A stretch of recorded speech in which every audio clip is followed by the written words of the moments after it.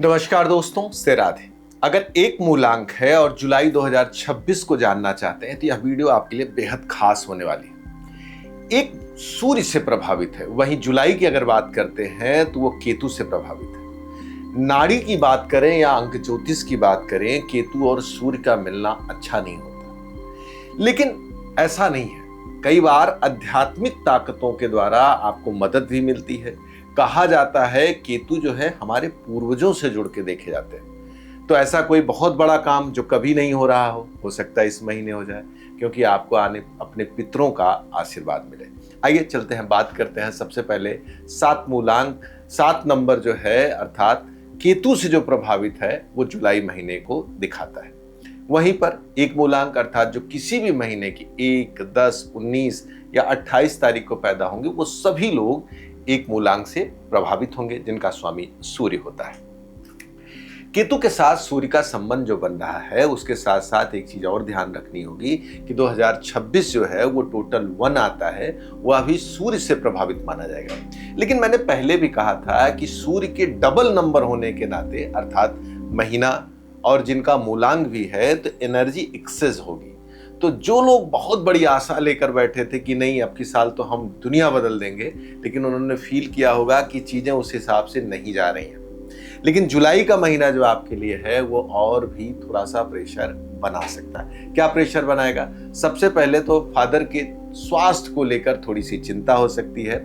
Boss के साथ आपके तालमेल थोड़े से डिस्टर्ब हो सकते हैं, तो आपको ध्यान रखना होगा कि बॉस के साथ आपको अपने तालमेल बैठा के रखने होंगे। वहीं पर अगर आपने कोई प्लान किया है कि हमको कुछ बड़ा करना है तो उसको सबके साथ आपको शेयर नहीं करना है। क्यों नहीं करना है? क्योंकि केतु को संक्रमण, नजर, टोने टोटके का भी कारक माना जाता है। मैंने बहुत बार देखा है कि लोग अगर अपनी बात 4 लोगों से कहते हैं या अपनी चीज़ों को शेयर करते रहते हैं दूसरों से, तो कोई भी प्रोजेक्ट ले आते हैं तो वो फेल हो जाता है। क्यों फेल हो जाता है? क्योंकि उनकी चीज़ों में नज़र दोष लग जाता है। कई बार आपके मन में होता है क्या नज़र होता है? बिल्कुल होता है।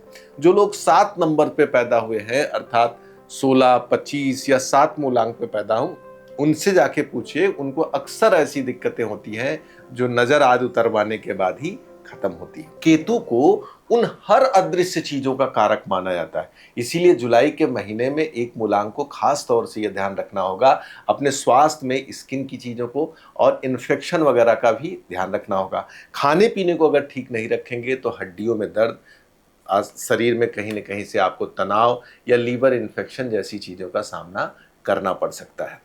कोई बड़ा प्रोजेक्ट, कोई नया काम शुरू करना चाहते हैं, ब्रेक हो रहा है, चीजें स्लो जा रही हैं, तो मैं जरूर कहूँगा कि अमावस्या के दिन आप अपने पूर्वजों के लिए अर्थात जो पितर हैं उनके लिए भोज्य सामग्री, खाने की चीज़ें जरूर ले जाकर निर्जन स्थान पर रख कर आएँ। इसके साथ साथ गाय को, कुत्ते को या चिड़िया में खास तौर से कौवे को आप जरूर भोज्य सामग्री दें। अगर हो सके तो, नहीं मिलते हैं तो आप छत पे रख दीजिए, उस भाव से रख दीजिए और प्रार्थना करिए कि आपके पूर्वज किसी न किसी रूप में आपसे ये चीज़ें प्राप्त करें। कई लोगों के मन में होता है क्या ऐसा हो सकता है कि हमारे पूर्वज चिड़िया के रूप में लेंगे? एक चीज जान लीजिए, भारतीय मैथोलॉजी जो है वो पंच तत्व में बिलीव करती है। वो मानती है कि किसी न किसी रूप में हर चीज हमारे से जुड़ी हुई है। कहीं न कहीं मनुष्य का प्रारंभ विज्ञान भी मानता है कि हम आदिकाल से पहले क्रमशः विकास करते हुए आगे बढ़े हुए हैं। और कहीं न कहीं से भारतीय धर्म ये भी मानता है कि हर जीव में कहीं न कहीं परमात्मा या पूर्वजों का वास होता है और वो किसी न किसी रूप में आकर आपके घर, आपके सुख और दुख में आपका साथ देते हैं। तो मित्रों, रिश्ते की अगर बात चल रही है तो यह महीना शांत रहना है। रिश्तों में आपको शांत रहकर, जो लोग शादीशुदा हैं या जो नए रिश्ते की तलाश में हैं, दोनों स्थिति में आपको शांत रहना होगा, क्योंकि कोई भी चीज़ आप जल्दबाजी से कर कर उसको खराब भी कर सकते हैं, ये एक समस्या आ सकती है।